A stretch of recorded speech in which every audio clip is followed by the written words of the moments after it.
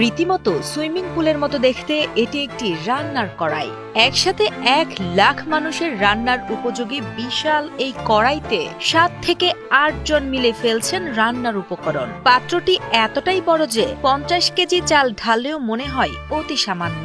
এই কড়াইতে একবার রান্নার জন্য এত পরিমাণ উপকরণের দরকার হয় যে তা দিয়ে ভরা যাবে ছোটখাটো একটি গুদাম ঘর।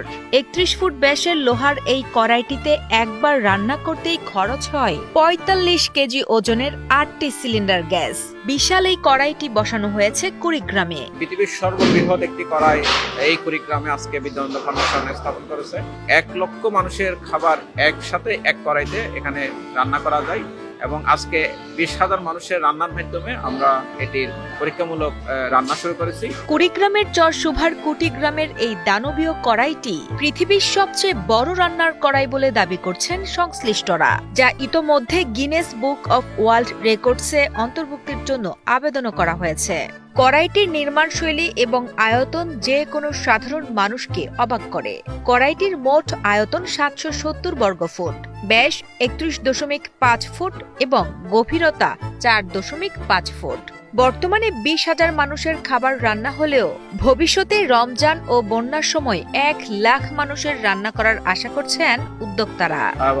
যার আয়তন হচ্ছে 770 বর্গ ফিট এবং যার ব্যাস 31.5 ফিট এবং যার গভীরতা হচ্ছে 4 দশমিক, এবং ধীরে ধীরে আসন্ন রমজান কিংবা বন্যায় আমরা 1 লক্ষ মানুষের রান্না করতে পারবো বলে আমরা খুবই আশাবাদী। বিদ্যানন্দ ফাউন্ডেশনের উদ্যোগে তৈরি বিশালাকার এই কড়াই ব্যবহারে জ্বালানি ও শ্রম দুটোই সাশ্রয় হচ্ছে।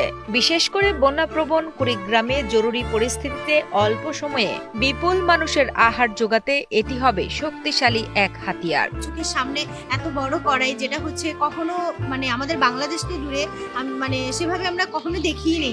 তো আমাদের এই কুড়িগ্রামে হচ্ছে যে এত বড় কড়াইতে রান্না হচ্ছে, এটা আসলে আমাদের অনেক ভালো লাগার একটা বিষয়। বিশ্বের খাদ্যাভাব ও অপুষ্টি দূর করার লক্ষ্য নিয়ে তৈরি এই উদ্যোগকে আশার আলো হিসেবে দেখছেন স্থানীয়রা। তাদের মতে এটি কেবল একটি রান্নার পাত্র নয়, বরং ক্ষুধার বিরুদ্ধে লড়াইয়ের এক সাহসী হাতিয়ার।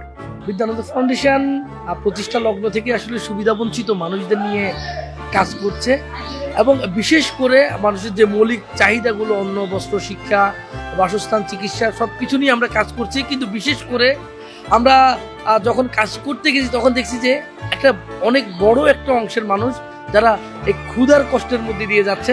তো আমরা চেষ্টা করছি একটু ডিগনিটির সাথে ওই মানুষগুলোর কাছে তাদের ক্ষুধার নিবারণও করা এবং ডিগনিটি, তাদের সম্মানটা দেওয়া। এই জন্য আমরা 1 টাকা হাঁটা শুরু করি, যেখানে আমরা 1 টাকার বিনিময়ে আমরা মানুষের কাছে খাবার পৌঁছে দেওয়ার কাজটা করে আসছি।